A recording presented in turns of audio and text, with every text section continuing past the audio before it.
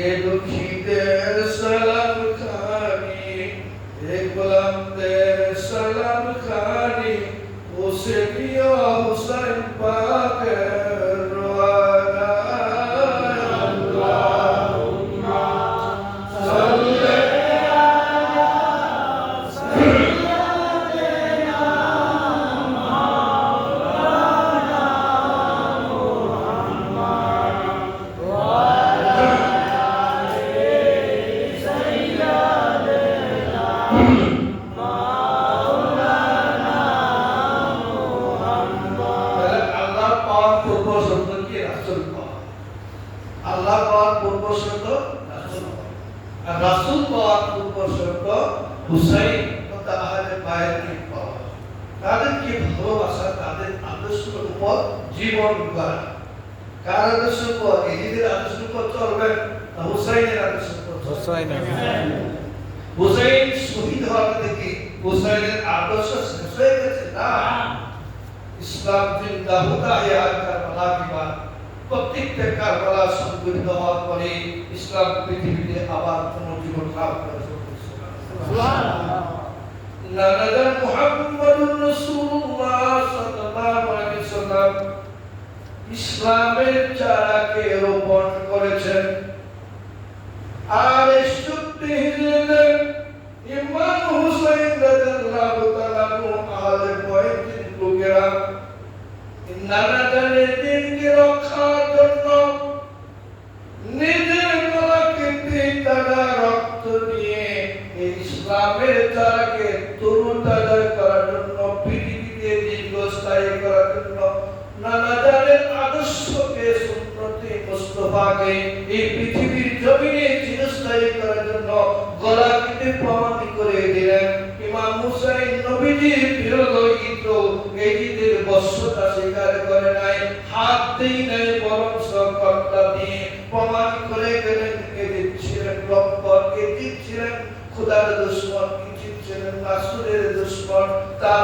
তাকে প্রতিহত করার জন্য, তার প্রতিরোধ করার জন্য, তার অনাদর্শ ইসলাম আদর্শের বিরুদ্ধে ইমাম হুসাইন নিজের গলা কেটে রক্ত দিয়ে প্রমাণ করলেন এটা অনিসলাম নয়, এটা হচ্ছে ইসলাম বিরোধী আদর্শ, ইহুদি নাসারাদের খ্রিস্টানদের সে আদর্শ। আর ইমাম হুসাইনের দ্বারা রক্তে খরা ইসলাম আজ পৃথিবীতে টিকে আছে। সুবহানাল্লাহ।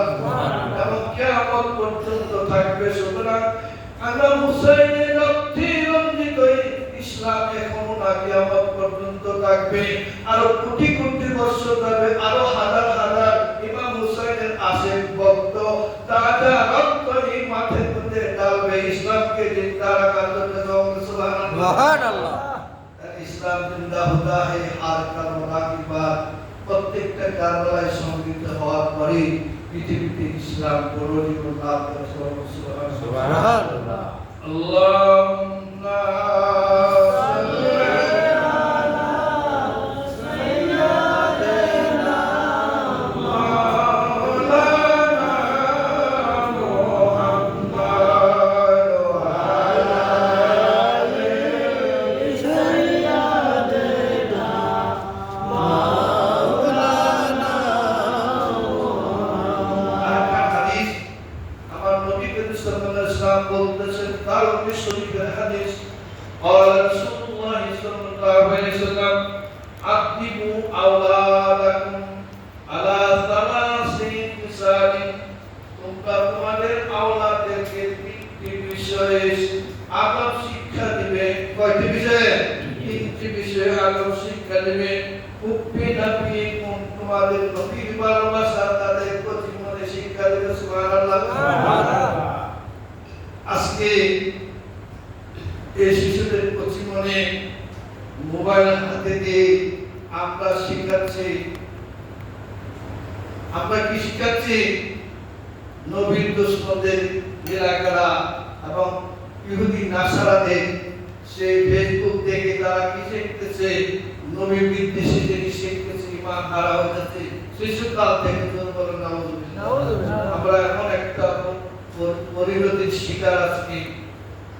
এরা আমাদের শিশুদেরকে শিক্ষা দিতে হবে কি নবীর ভালোবাসা ওয়া হুব্বু আহলি বাইতিহি এবং তাদের নবীর ভালোবাসার পাশাপাশি শিক্ষা দিতে হবে কি আহলে বাইতের ভালোবাসা নবীর পরিবার পরিজনের মধ্যে কারা ছিলেন তারা কি করে ইসলামকে জিন্দা রাখছেন ওয়া আলা কিরাতিল কুরআন এবং তৃতীয় পর্যায়ে তাদেরকে শিক্ষা দিতে হবে আল্লাহ পবিত্র কালাম কুরআন মাজিদ সুবহানাল্লাহ সুবহানাল্লাহ আল্লাহ